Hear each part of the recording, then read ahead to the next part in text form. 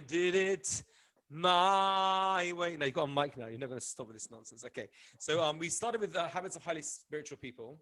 And I'm going to just go through some of those as the next couple of weeks go by, focusing on what I think are probably like habits that are really helpful as we try and become more spiritually minded people. So I wanted to ask you guys just a general question. Just let's hear from you all. Like, we want to be happy.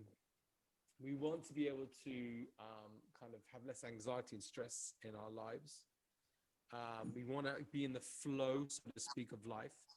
So let's have a little vox pops. Like, what do you think are the main impediments? What are the main reasons that are stopping us from finding that happiness and joy in our life? Let's hear. Go.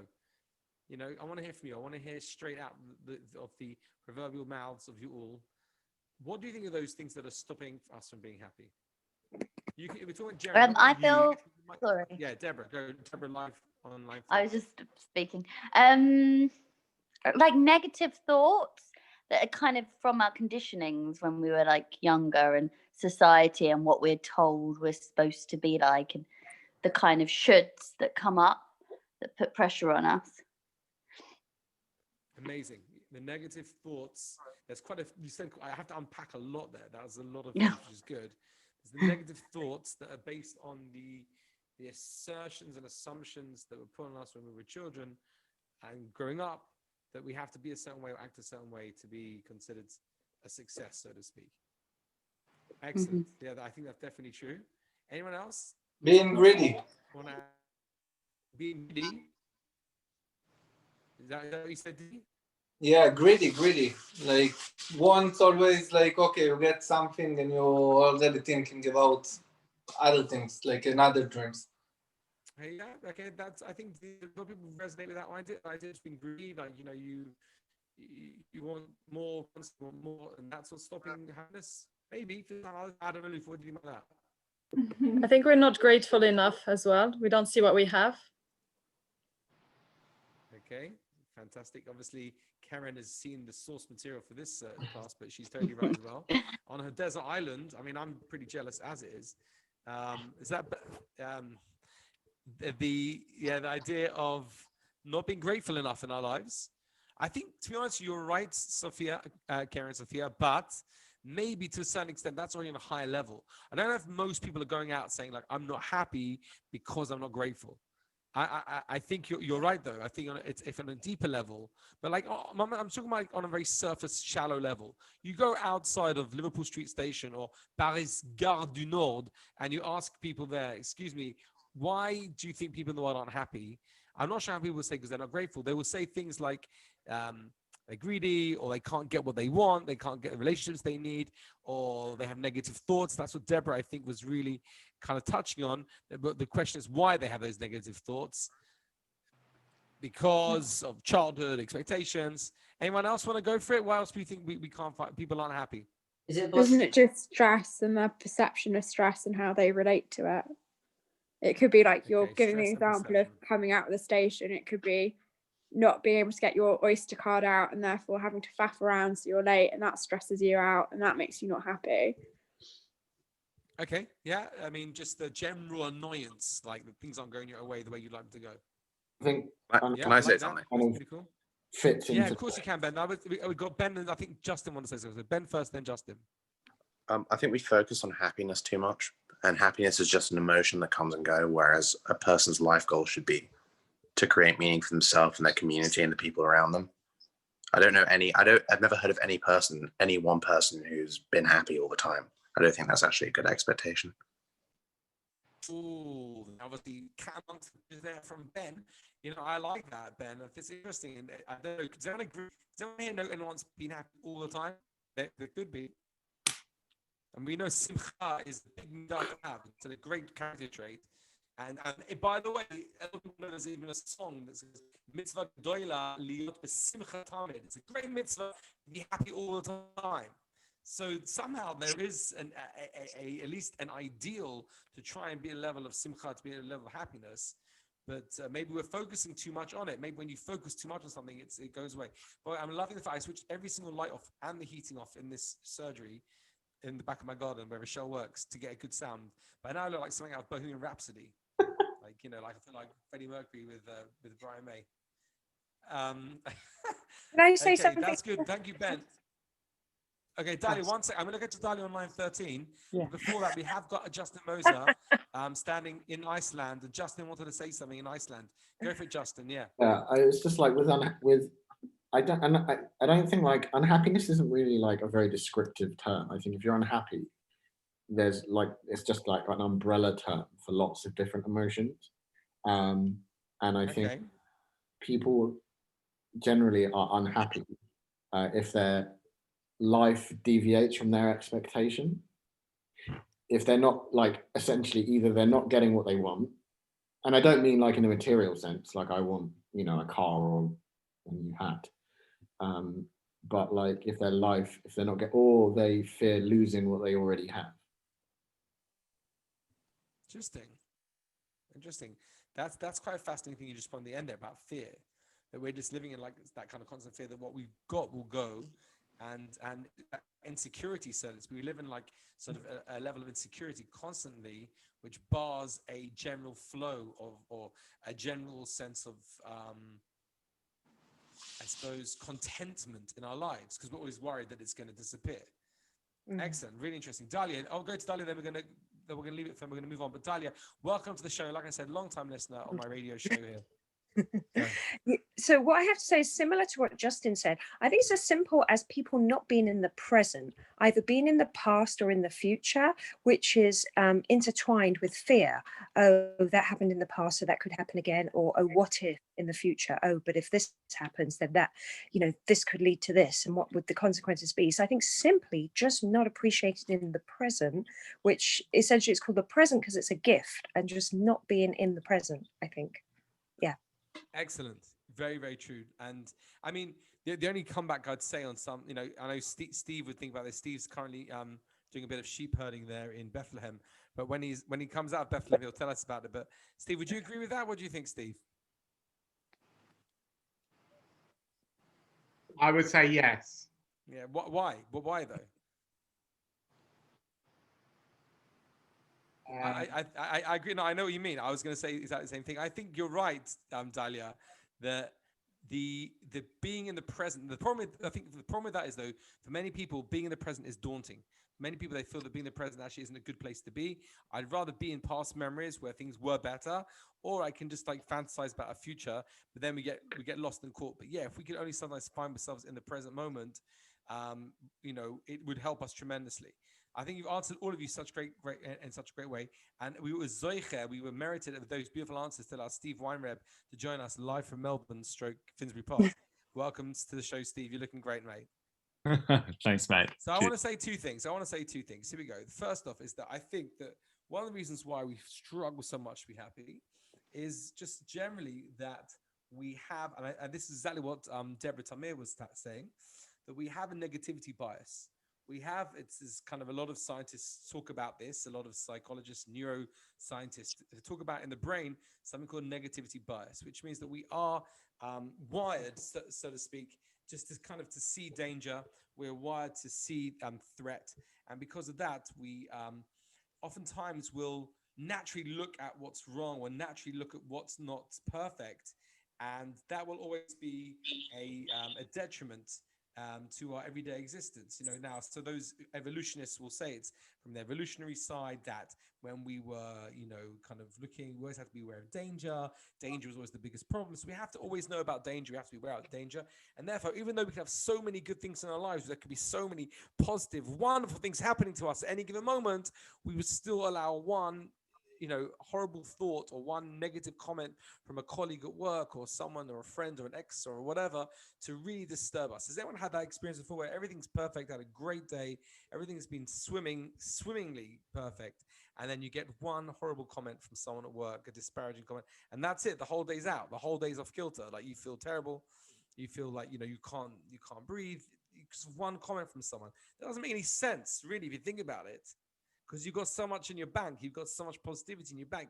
Everyone says you're great. You've got friends. You've got family. Everything's fantastic. One person makes a comment that could put you off kilter. Doesn't make any sense. So one thing is that we are wired scientifically to a certain extent to see the negative. That's what it's called negativity bias. The other thing, which I think Dahlia, who's now disappeared, was touching on a little bit, and Steve and Stofi also were kind of really were trying to comment on this as well. I know they were really into saying this before they disappeared. Was the idea of just generally being unable to focus. What I mean by that, we, especially in our day and age, we struggle to focus on any one given thing at any point in time. There's a great talk I heard from someone called Dr. Ahmed Sood. Really interesting talk I heard from him. He's a doctor in America. He was originally from India. He talks about when he was in medical school in India in 1984. He saw some of the worst atrocities. There was, I think, if you remember, there was an explosion in a chemical factory. It's a very famous case in India. Steve, what was it called again? There was that explosion in India in 1984. Chemicals, and a lot of people were deformed. There was serious. It was That's one they blame Coca-Cola on. It was something like that. There was something. Yeah, there was a horrible disaster. And he said he grew up seeing so much terrible poverty and pain. And he said when he got to America, he was certain he was going to get a job in America. He said, I'm going to see everyone happy. It's going to be Disneyland. Everyone's going to be, I'm going from India to like America. It's going to be amazing. And as soon as he got there, he realized actually everyone's on antidepressants. Everyone's sad. Everyone's up. So he's trying to work out why that is. So he says, and he's obviously a brain scientist, and check out the cells. They talk about how something like we basically our mind is wandering 50 to 80% of the time. Our mind just isn't there. We're constantly wandering from one thing to another. Like even now, some of you might be watching, Tottenham Fulham while being on the call here. Some of you might be reading, and I understand what it's like because I'm on the Zoom call. I'm on a course right now all day long. We're on Zooms. It's mad. We've got to catch up with friends. But think about it. At any moment in time, we're running tons of applications in our brain. There's so many things we're thinking about. I don't know. They talk about was it 150 undone tasks going on in your head at any given time. Just things that kind of just happening in your mind. So we can't focus. We cannot actually focus. Because we can't focus, right? That brings about anxiety, depression, even they say dementia. The idea of not being able to focus on any one given thing. So it's twofold. We say, A, we have got negativity bias. That means we look at bad things. And B, we find it hard to focus as it is. So what we're going to be trying to do now in some of these classes is focusing in on certain midot, certain character traits that we can put our minds to, we can really apply and put into our lives every single day. I'm going to try and give you some homework over the next week just to try and focus on a certain midah, a certain character trait. This week's going to be gratitude, the attitude of gratitude. But each week we'll choose a certain midah, a certain character trait, and we'll focus on it completely, putting our mind, heart, and soul into that one character trait and see where it goes, see how it percolates. And then we can see how by putting focus on one thing, we can gradually shift away the negativity bias. It's a process. It's a process that we have to put through and go through to be able to shift away negativity bias. Because who was it that said, try to remember who it was, Diddy? No, not Diddy. Who was it that said that you can't be happy all the time? Who was that one? Oh, I think that was me. Ben Saunders. That was Ben. It was you, right? Ben, it was you. So you disappeared. Oh, sorry, I was reading okay. something. Yeah, no. It's all right, mate. Ben said it's impossible to be happy all the time. But hold on a second. There is something called simcha. There's an idea of trying to be happy most of the time. So it's obviously within our reach. It's something we can actually achieve and can do. And maybe it's going to come about through this idea of being able to put our kavanah, our focus, and really hone in, to be able to hone in on us. So we're going to kick off, guys, with Hakaras Hatoid. Now, for Karen Sophia Amzai, and for Delphine, Sharon Cohen, and Deborah, you're half Sephardi or full Ashki? I'm half Sephardi. So half of Deborah Tamir, you would call it Hakarat Atov. But to those of us who are Ashkenazi, we say Hakaras Hatoiv. One day I'll give you a full class about how Ashkenazi and Sephardi say different things, okay? So Hakarat Hatov. Hakaras hatov is the attitude of gratitude. Okay, this could be the most powerful one of all. Out of all the character traits we're going to be working on, it possibly is the most powerful and important one we can have. And it's funny because I always try and like to tie things in with the parasha. I don't know if you guys have been watching. I've been trying to put on Instagram now every week, or I send it to you on WhatsApp, little ideas on the parasha. So this is an idea that I love from this week's parasha, this week's weekly portion. If you take a look at the source sheet, we have here, it's in source numero. Where are we? So we have source C.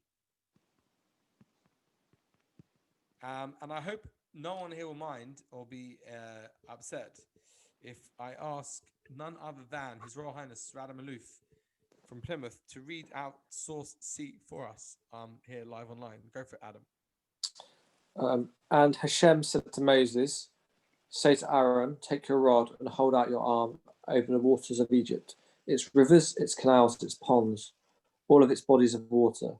They may turn to blood. There shall be blood throughout the land of Egypt, even in vessels of wood and stone. Okay, what's this talking about, Adam? What's the general gist? I guess it's about the plagues, isn't it? Yeah, talk about 10 plagues. Which plague is this? Blood. Yes. Okay. Just a guess. You're right. Is the ringing still there? But I've got the mic because I couldn't sit in freezing cold anymore. I had to switch the heater on. No ringing, right? Okay, it's gone. Yeah. Okay. So here we go. What's strange about this? That Rashi wants to pick up on something. Rashi is the famous French commentator. Lived in Troyes in France in the 1000s. He picks up on something here, which is he deems it worthy to comment. He says like this: really, Moses was the one who was kind of in charge of doing sort of the plagues, to set the plagues onto Egypt. But yet, we see that Aaron is the one who's told to lift up his rod over the water. So why is that? Why does Aaron do it? Why not Moses? Really, Moses should be the one doing it, not Aaron. Okay, I know you're all thinking that question. I know Stephen Weinreb, that's been the question he's had for many years. He's been toying with that question, really struggling with it, and I appreciate that too, Stephen. It's a hard one. So Rashi comes and tells you the answer, and the answer is what? Why is it that Aaron and not Moses gets to turn the river Nile into blood? Does anyone know the answer before we get to Rashi? I know you've all read Rashi now, so is it really because help, Moses was born in the water? I think.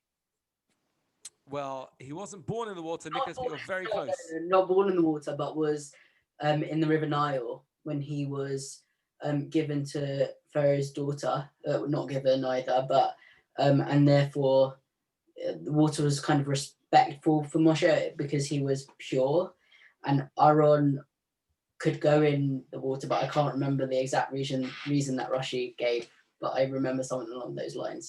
Okay, let's read, Nicholas, because you're basically like, read it. Read the Rashi for me, yeah. Read the Rashi. Where is that?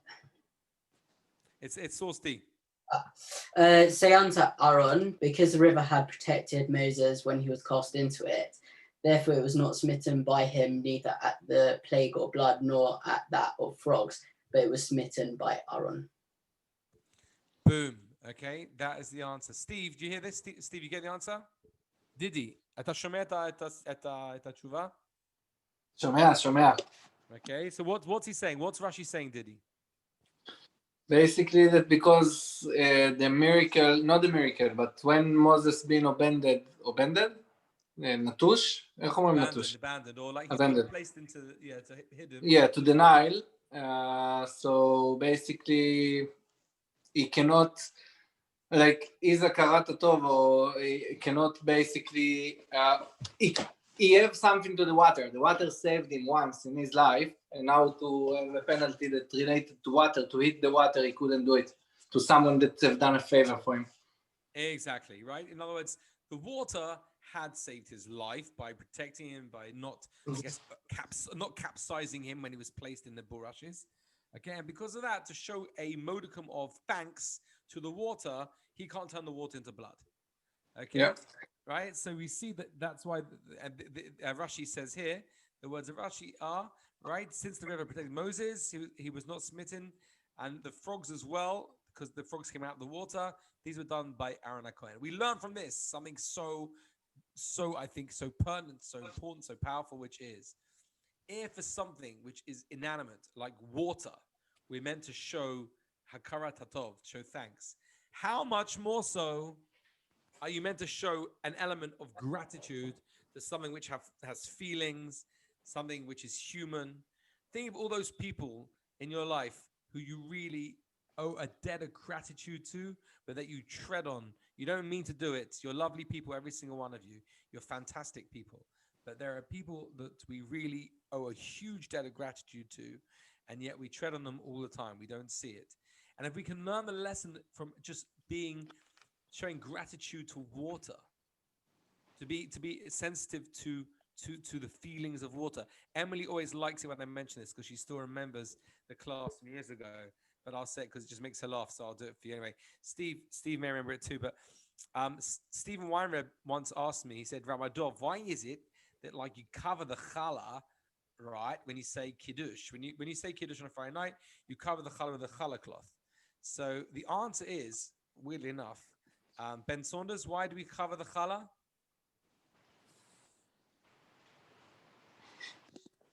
Ben, if you're there. Okay, Ben will come in soon. Karen Sophia, why do we cover the challah with a challah cloth when we pick up the kiddush cup? I'm not sure why. I know we do it, but I don't know why. Manna. That's good. It's good. Jessica Ratsikis, do you want to tell us why? Go for it, Jessica. Oh, Yeah, go for it. sorry. Is it not to remember the manna that fell? Well, very nice. That is actually that's high level from Jessica Ratsikis there. Obviously, it is to a certain extent to remember the manna. The manna was on top of the challah and under the manna had dew on the top of it and dew on the bottom of it. So therefore we cover the challah from the top and the bottom. That's why, just a bit of halacha for you guys, when you make your Friday night tables, always make sure that you put your challah on a challah board or plate or something. Don't put it straight down on the table. Have something under the challah and something over the challah, because the dew was under and above. Okay, but the other thing is, why do we cover the challah? So Emily, why do you cover the challah? I feel like the answer is something to do with the challah getting jealous of the bracha of the wine. Right, Am I right? Yeah. So basically, the idea is that normally Ooh. bread stumps wine. Well done. The bracha of bread stumps the bracha of wine. First bread, then wine.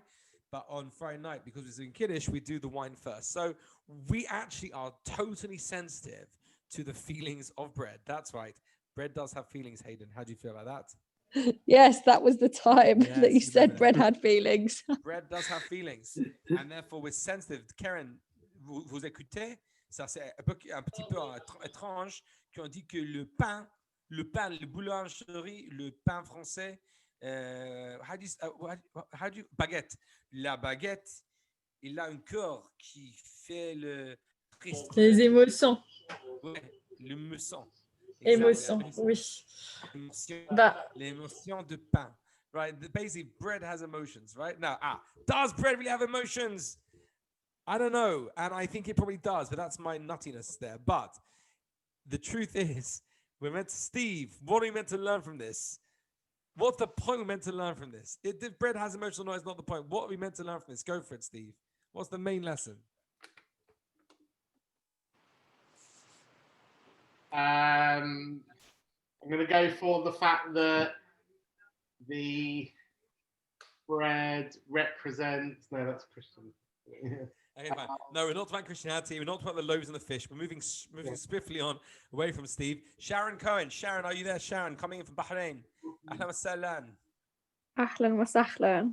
How are Ahlan wa you? sahlan. Kif halak?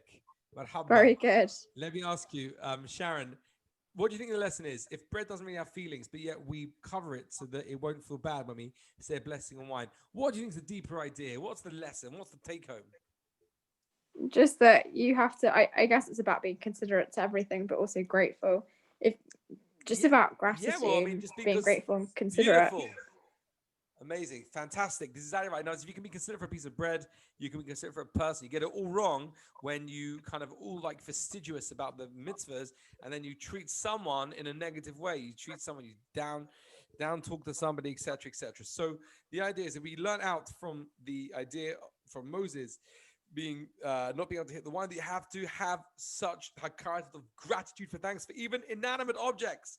So their famous thing about the Kotzker Rebbe, right? There was a famous Rebbe that when he had a pair of shoes, that he'd worn these shoes for so long, they were worn out now, but he didn't just chuck them in the bin. He wrapped them up in some old newspaper and he said, "Thank you so much for being my shoes and for helping me walk through this world for the past 20 years," and put them in the bin. Now, you might look at that and think the guy's nuts, right? But no, this is the idea of having gratitude even for shoes. Now, I admit, I don't know how you remember this story, but I don't even know what I should say or not, because you all think I'm absolutely off the rocker. But most of you think that anyway. Steve, should I tell the story or not? Okay, so I learned this whole thing around the same time as I got rid of my old car, which was a Previa, a green Previa Y64 TOL. Previas, of course, are the Jewish passport of Golders Green. You know, they're like the like the tuk-tuks of India. As the tuk-tuks are to like the streets of Bombay, Previas are to the streets of Golders Green. So I had like an old green Previa, and we kind of sold it, and I'd had it for like 6 years, and it served us so well. And as I said, as I gave the car over to the other person, I gave the car a hug and a kiss and said thank you to the car. Now, am I a bit weird? Maybe. Am I certifiable? Perhaps. But Justin, what do you think? What does that make you not want to kind of associate yourself with me anymore when you hear that kind of story? I was on the fence anyway, but no, I'm joking. No, but basically, no. The truth is, no. I don't know if I gave it a kiss, but I did. I gave the car a hug. I said, "Thank you, car, for being there for us by safely driving us to all these amazing places over the past couple of years. I appreciate it." And then I gave the keys to the guy, and he called obviously 999 at that point. But anyway, it was before Corona. Before Corona, exactly. With you. Okay, fine. I thought there was a tradition that. Here we go. Oh no, threw away that's Christianity. What? I thought there was a tradition if you threw away bread, you had to kiss the bread. Not kiss the bread, but you should wrap it up. Yeah, because the idea is that you have. No, I thought you had to kiss it. No. I've never heard of that before, but again, it's a comment.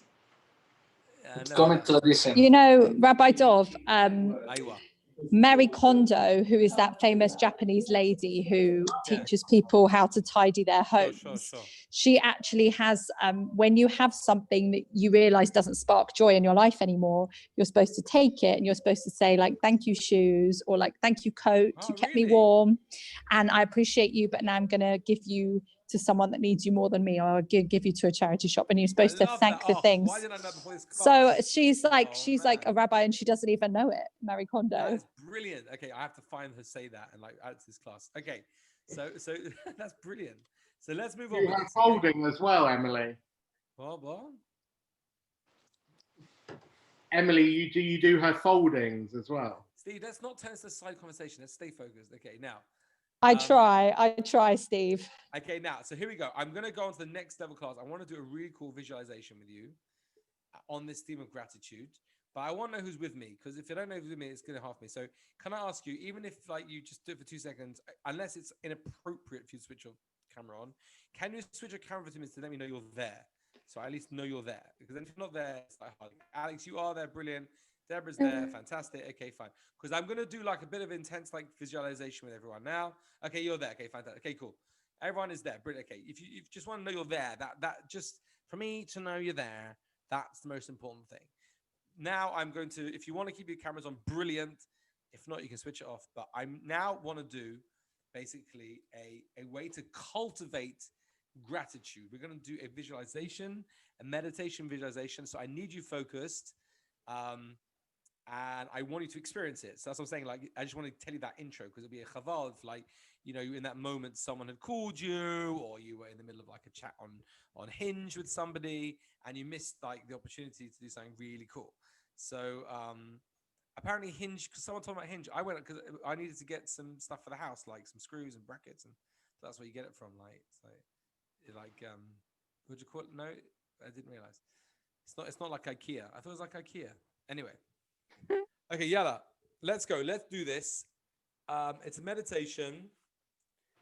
Bear with me. Please listen up because I'm going to be doing instructions. I'm going to be telling you to do stuff. So you're going to have to really kind of be with me. But I want you to try and do it the best you can. I think this could be really, really, really powerful.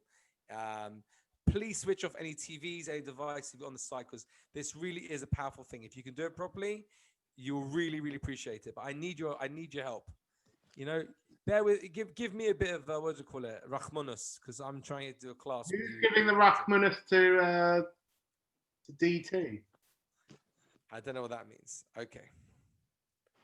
Let's all either have your eyes open. You can have your cameras on or off, whatever you want. But let's do this. Let's start meditation. Can I ask you before we do that? If I put the mic here and I speak, can you still hear me? Okay. Or is it really bad? So it says aloof. Okay. I'll have to hold it. Okay. Here we go. Let's start this meditation off. Got my notes. Okay, here we go. Okay, fine. So let's do this. Okay, find yourself in a comfortable position. I'm going to record this as well. This will be helpful. Find yourself in a comfortable position.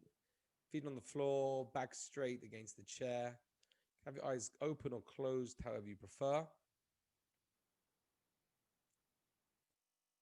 Okay. Just find yourself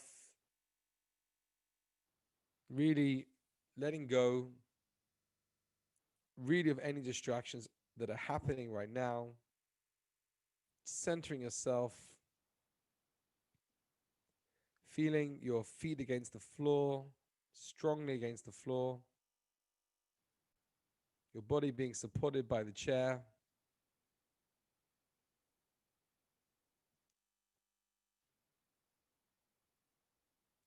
With your eyes closed, just be aware of the wall in front of you, and the wall behind you, the wall to the right of you, and the wall to the left of you. The ceiling above you, and the ground below you. Allow yourself to be aware of the room. Breathing in through your nose.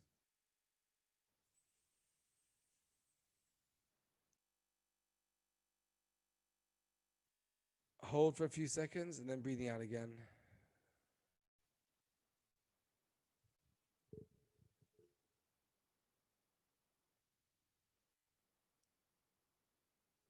Breathing in again through your nose.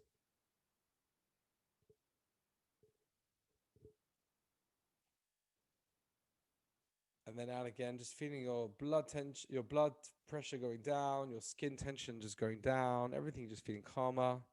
Like I did before, very quick body scan just to calm the body down.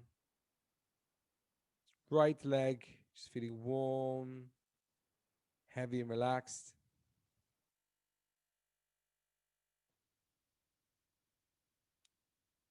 Left leg, feeling warm, heavy and relaxed.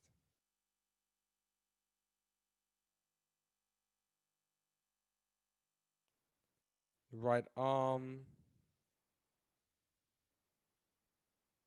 feeling really warm, heavy and relaxed. And then your left arm as well.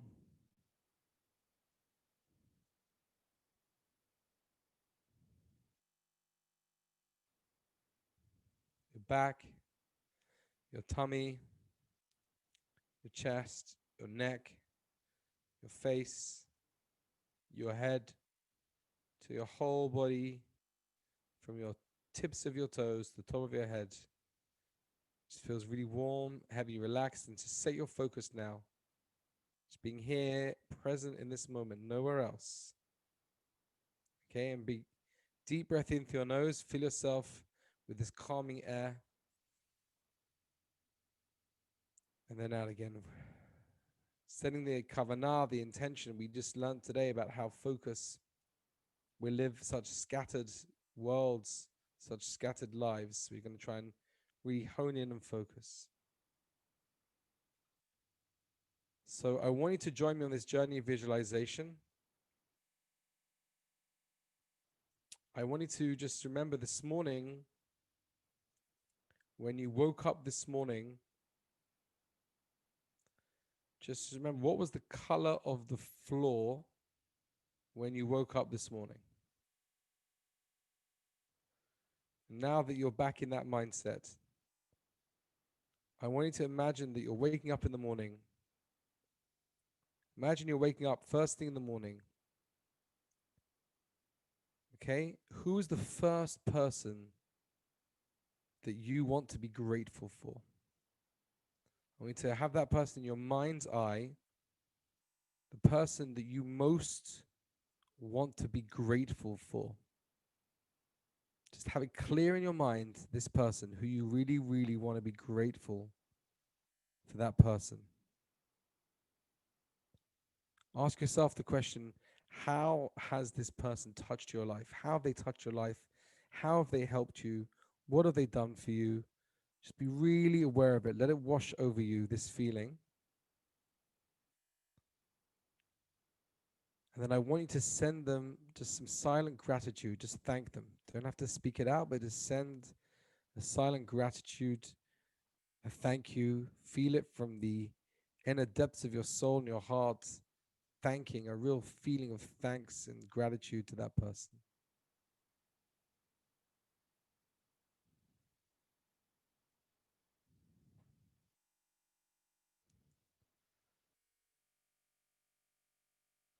Now I want you to just go a bit deeper. I want you to remember the first memory that you have of that person. What's the first memory you have of them?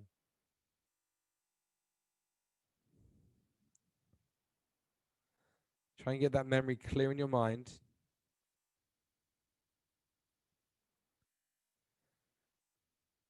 And again, just send them that silent gratitude. Send them that feeling of thanks for everything they've done for you, everything they represent, everything they've given. But just keep them feeling it really, really strong.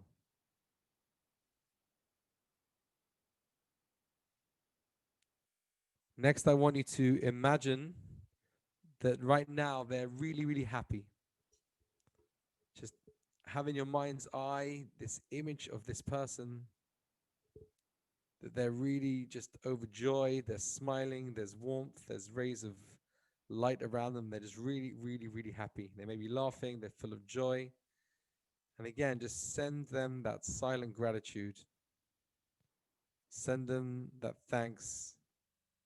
Give them, if you want, if you feel like this is something you'd like to do, send them a bracha, send them a blessing, send them good feelings, send them a tefillah, a prayer for them.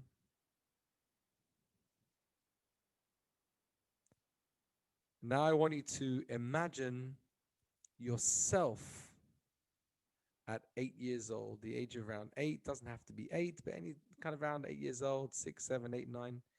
Imagine yourself in your mind's eye as a kid, and I want you just to love that 8-year-old child that you're seeing in your mind's eye now. Send them just lots of love. Send them lots of support and care and strength. Just kind of hug out that kid. Sending them just a blessing of gratitude, of thanks. Maybe you kind of can find something inside to thank them for.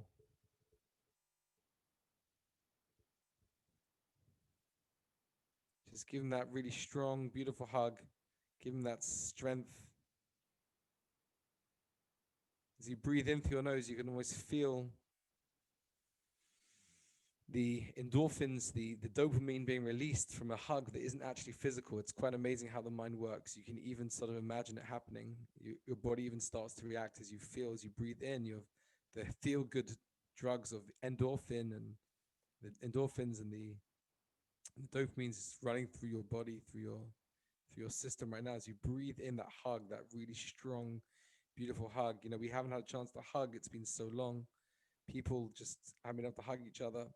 So hug yourself, hug your 8-year-old, just give it a massive hug, shower it with love and gratitude.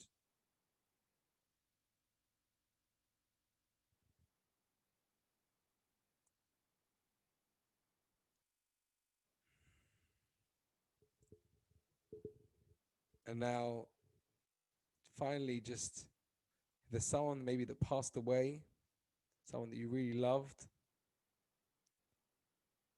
you maybe give them a virtual hug and send the gratitude to them as well, sending gratitude, thanks, thanking them for everything they've done for you, and then being in your corner, supporting you.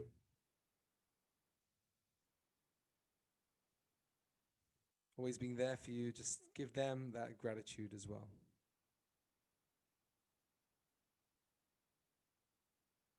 Like I said, a general feeling as you breathe in now is just being thankful to the world, thankful for all the lessons you've learned. Being thankful for the challenges that you've had to endure, that have taught you tremendous life lessons, that have kept you strong, that even though when you went through them, they were so difficult, they were so sometimes heart-wrenching, but yet they've taught you tremendous lessons about who you are. So breathe in that gratitude, thanking yourself, thanking others. Just fill yourself now with a feeling of Hakara Satoi, recognizing good.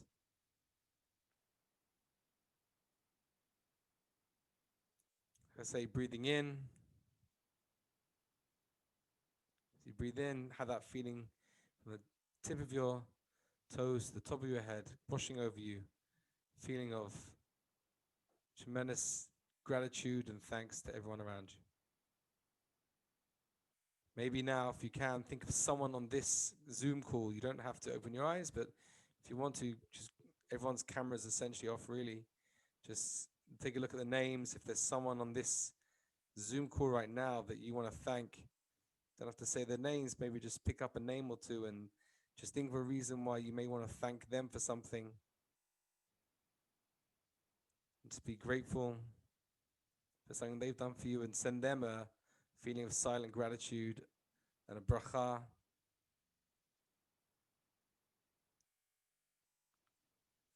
And for those of you who want to also, you feel comfortable doing this to understand and sense that the Creator created the world, you can feel that sense of gratitude also for everything.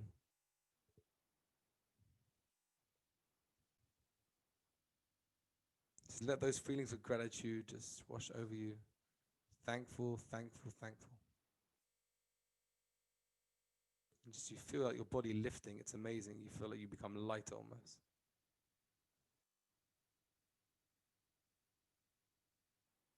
Finally, one last big deep breath in, just staying in this wonderful feeling, and then breathing out again. Now, whenever you're ready, you can open your eyes slowly and come join me back in the room whenever you're ready.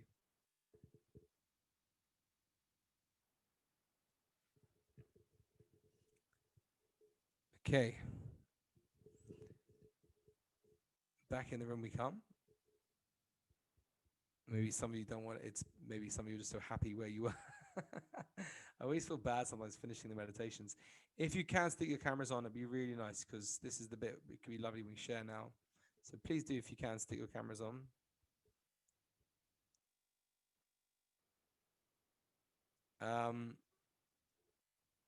I know some people are just coming. They're just trying to find the video on the bottom where it says video. it says stop video. It's got a red line through it. But if you push that button, then the video comes on again. Okay, so I'm intrigued to know how people found that. If that was like a good exercise, if they found it was like, did anything for them at all? If they felt there was something interesting that happened, or it was nice kind of exercise. I mean, I like to think we're all people who are essentially, we're not necessarily takers, we're givers as well. We like to give and show gratitude. But what was it like to be so completely focused on this idea of gratitude, this idea of focus? Did that do anything for you? Did you feel physically something changed? Did you feel that was really helpful? I'm intrigued to know. Please, can we hear back from anyone? So I mean, there's always people that you feel are important in your life, but you probably never really sit and think about why. So I guess that helped to, you know, it makes you think and contextualize why they're important to you, I guess. Very nice, yeah, and very good, Adam. And I think that the important thing again is the focus, like spending that time to actually focus on it. We kind of, that's why it's such an amazing concept, that what's holding us back so much in our happiness and joy is because we're just running around from thing to thing. When you stop on one and you stay and you focus, you can really sort of develop and build just such stronger emotional feeling. Thank you, Adam, for going. Anyone else want to share something? It'd be really, really nice if you can. Yeah, Deborah, go for it. I'm finding meditation really hard at the moment because my mind, I think like technology and everything, it's really hard just to sit there and do nothing. And even though we're actually doing a lot less at the moment, I don't know why, but focusing's hard and feeling like you want to sleep and like nod off a little bit. I haven't had that before. I found it easier, but I like the visual and the guided part of it because you kind of, I find that easier because you're like focusing on something rather than just the breath or the body. Yeah. So and I enjoyed like feeling that gratitude. It was really good, and you almost feel it back towards yourself. Like you feel it in your body, and it's like you're sending it out, but you're actually cultivating that feeling as well. So I found that quite powerful. Yeah, no, it's amazing. And by the way, I feel bad that I forgot now the name. I'm actually studying. I'm on a course now. Actually, I'm on a 2-year course. And yes, they were studying. It's a 2-year therapy course, and yes, they were studying about a lot of the kind of the chemical elements of the mind, what's going on. And the guy mentioned that there is a certain drug that happens. It sits above your heart. They call it sort of it's like a chemical that sits here, and that when you feel the gratitude, actually there's a chemical change. They don't actually feel that something happened inside, but almost like that endorphin rush. They don't actually feel it when you were focused on it, that you almost felt lighter, felt better just by focusing on the gratitude. I mean, Deborah, but first of all, Deborah, thank you for sharing, by the way. That's very true. And I'm going to say something in a minute. Don't go, because I'm going to give everyone an exercise that I think you're going to love. So just stick around. But yeah, did anyone else feel that feeling? Anyone want to share? I think for me as well, just thinking about my family that are quite far away. Yeah. So, you know, feeling gratitude for them, you know, for kind of putting up with me staying here. And yeah, I think, you know, it's easy to just see things my way and see how difficult it is for me to be here. But, you know, also just seeing things from their perspective, giving myself a bit of time to actually think about how they're feeling about me being here as well. So yeah, that was a good thing to, yeah, I feel like I'm pretty gracious towards them, but I think that sort of helped me to kind of frame it a bit more. Yeah. Again, just all it's just, we just did a really focused exercise on one thing, and you kind of just already, oh wow, yeah, I feel a bit better about that. I feel that kind of, I've got people in my life that are really precious to me. Yeah, and life can really suck sometimes. It can be really difficult and can throw me curveballs, but I've got really precious people out there, and people that I really care about and I know care about me, and that can really give you a joy in your life. It can really, you know, set you up for some really joyful feelings, you know. Thanks, Stephen. Yeah, Karen, Sophia, go for it. What do you want to add? I actually found it was a very nice experience because I first had to think about who I want to be grateful for. So I had a few people in mind and I had to pick one person, and then thinking about everything I want to say it, because I'm grateful, but to actually state every single thing I'm grateful for, that's not something we do, and that's not something I speak and say, and that was really nice to do. And then in terms of emotion, I felt like a warmth, and this warmth was just nice, and it was like relaxing as well somehow. So it's almost like it was like love and relaxing and warmth. It felt really nice after it as well. It's like a happy state at the end of the meditation. Thank you so much, Karen. Obviously, you're there joining us live from the Champs-Elysees with all the people there around you, but sorry, I have lots of noise on the background. They can tell them to join the class next time. They can join. Beautiful. Anyone else want to share something with us? Please feel free. And again, if you don't, that's also cool. There's no pressure whatsoever. Yeah, go for it, Steve. What do you want to say? Yeah. What do you want to add, Steve? I would say similar to Deborah, like it's just at the minute, like with like almost technology overload and having screens everywhere and stuff like that, it is just very hard to get into that mindset. But what Deborah said was that she actually also enjoyed the chance to focus. Did you get that as well? Ish. I love you, man. Okay, Justin, go for it, man. Let's hear from Justin.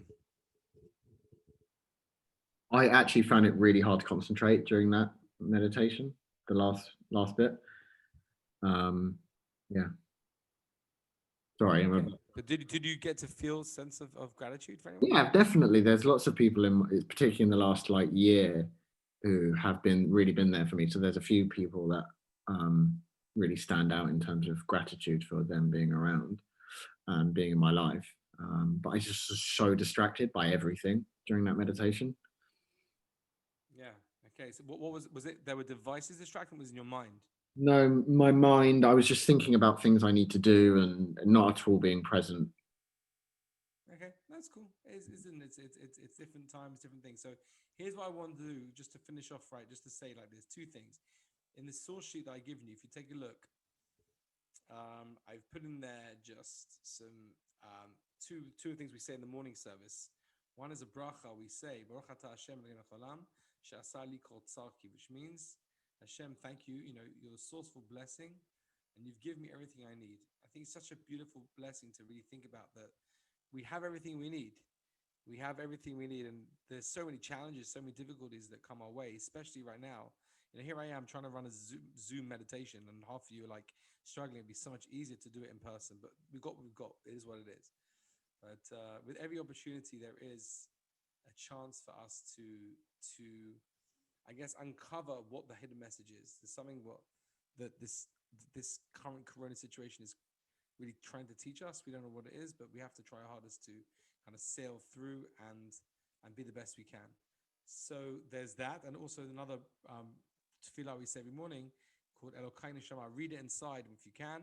It's a lovely blessing, thanking Hashem every morning for the soul that He has given back to us. But I think just for this class and for this week, this is what I really want you to do if you can. Okay, it's a challenge. It's not a hard one. It's really quite simple and easy. But I'd love you to do it. Can you do this for me in 1 week? And when we touch in next week, when we touch on the next spiritual habit, I want to hear from you. All you want to do is get like a post-it note. That's all. One of these things. Have you got post-it notes in France, Karen? Il y a les post-it notes? Yes, I have them. Comment dire en français? Le post-it note? Post-it. Okay. Okay. Now, just very quick, Farah, before you go, just one thing, Farah, before you go. Just this one thing. Just this one thing. And I'm going to finish the class now, okay? Yeah, Farah, you with me? I don't even know if you can.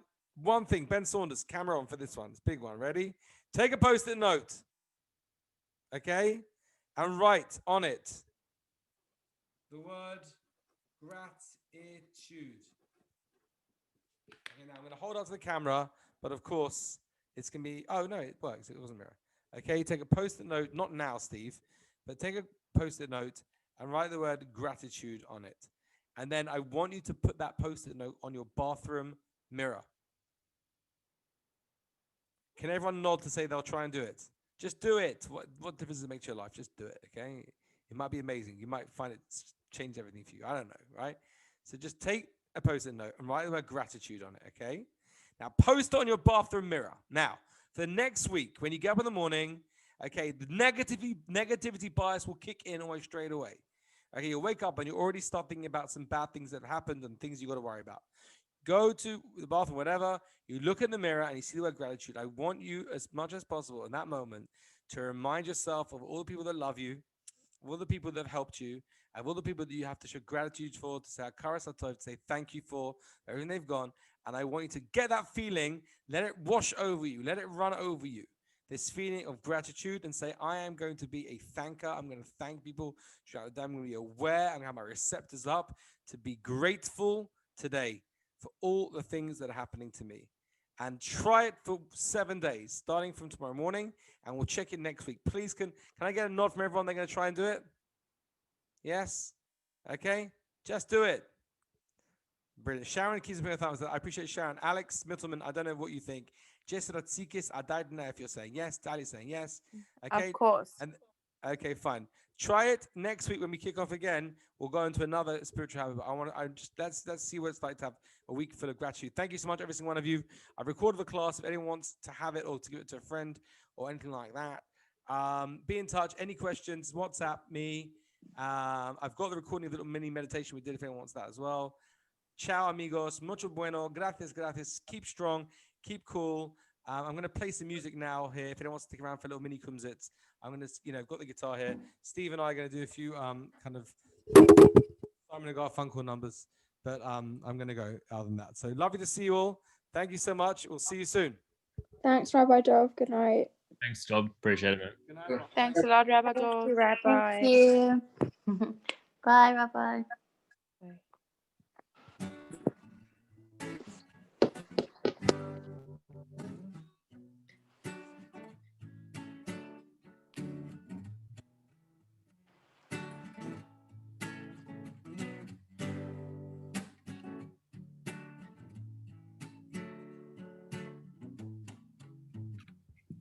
Say I remember had no tears, no woman, no crime. Say I remember when we used to sit in the government yard in Trenchtown. I'm a bus serving the hypocrite as it was dealing with the good people we meet. Good friends we've had and good friends we've lost along the way. I don't know if it's the right words, the right time, Stevie, help me. In this great future, you can't forget your past. So cry, dry your tears, I say. Hey, hey, hey. Steve, no. Hey, no, no cry.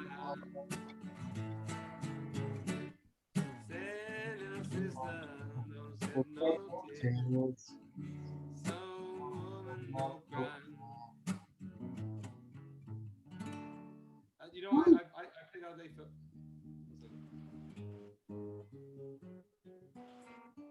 It's out of tune. What would you do if I sang out of tune? Would you stand up and walk out on me? Steve, let's go. Lend me your ears and I'll sing you a song. And I'll try not to sing out of key. Oh, I get by with a little help from my friends. Oh, I get by with a little help from my friends. Oh, I get high with a little help from Hashem. Oh, I get high with a little help from Hashem. Thank you very much, ladies and gentlemen. I'm here all night. I'm going to go now, everyone. It's been great. I've got to go. Put the kids to bed. You're all amazing. I missed you all. I'm going mad. But there you go. Everyone, have a good one. See you soon. Thank you, Rabbi. Bye. Thank you. Ciao, ciao. Chodesh Tov, yeah, I forgot to say. Chodesh Tov, toda. Chodesh Tov, kulam. Chodesh Tov, have a good Shvat. שיהיה בשורות טובות. צ'או צ'או.